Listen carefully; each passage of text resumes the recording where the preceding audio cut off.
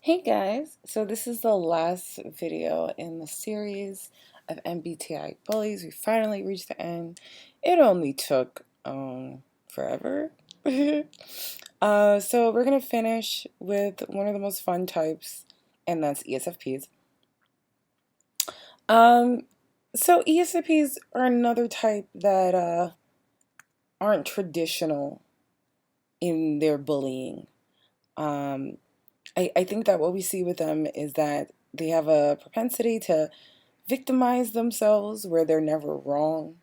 I think that you can see a lot of different types of behaviors from ESFP, and I don't think that they ever, even though you could argue this for a bunch of types, but I think they never really intend to be a bully.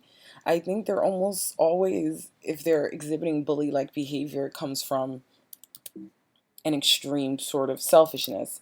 But mind you, this is only in unhealthy ESFPs. I know healthy ESFPs. I know healthy ESFPs that enjoy themselves, they party, but they do it in a safe way. They are in long-standing relationships. They don't cheat. They don't, you know, they just have a good steady range and a certain level of moderations and emotional regulation that makes them very mature, fun, brightens everyone's mood, and just genuinely people that you want to have around. But every once in a while, we see an unhealthy ESFP. I don't know, for example, like if Trisha Paytas is an ESFP, she could be an ISFP, but I kind of feel like her processing mode is like extroverted sensing in the top slot and not the secondary slot. But I remember that whole situation that happened like maybe a month ago or something with Nikado Avocado and the whole, in the moment she felt like she wanted to have him come out to do a mukbang with her, and then she kind of ghosted him, and then kind of gaslit him, and then self-victimized. And I think that's a pretty accurate descriptor of an unhealthy ESFP in the ways that they will become a bully. And I think a lot of it comes from being very impulsive and self-centered. Like in the moment, I wanted to do this, so I did this. The next moment came, and I changed my mind. And so be damned to anyone who hasn't followed me on the journey of changing my mind. So yeah, I think that with an ESFP, you could see anything from just passive aggressive, manipulative behavior all the way to actual aggression. I think though that their aggression will be short tempered, or just like time wise, it'll be short. It's like I feel like their temper oscillates, and I think that's a byproduct of extroverted sensing. Similarly, as an INTJ, I tend to get very angry, and then it goes away. Usually, I need something to prompt it to go away, like apology, sorry, a change in behavior, or whatever. But I don't hold grudges, and I think that we'll see that a lot of ESFPs. Actually, I'm pretty torn on that. I think they actually could hold grudges, but I also think that their mind could be changed if situations or circumstances could change. So you may see an ESFP where behind everyone else, they were being super aggressive towards you. And then once everyone came around, they manipulated the situation and started to yell and cry and say they were scared and, um, just like in general, make it out to be your issue. But once again, like I said, it de-escalates, and most of the time when they're healthy, they're able to apologize. So while they're reacting to their own emotions and their ego stack having extroverted sensing, followed by introverted feeling, they're gonna apologize. Like, they're gonna move past it. That's why I feel like in general they're a very ethical MBTI type. Um, I think that the most mature ones will see that. Um, where you're gonna run into trouble is trying to get them to have any sort of like emotional self-regulation, because a lot of them are very impulsive, and that comes from extroverted sensing, so that comes first. um, and they can calmly learn how to like deal with their feelings and whatnot, but that becomes a super difficult thing for them to do. um, I think that in situations where there are other bullies, I think that ESFPs are usually really popular or just well liked in general. So I could see them banding up with friends and whatnot to get at a bully. Um, I think that they will grapple with wanting to be liked, and so there will be times of weakness or flakiness there.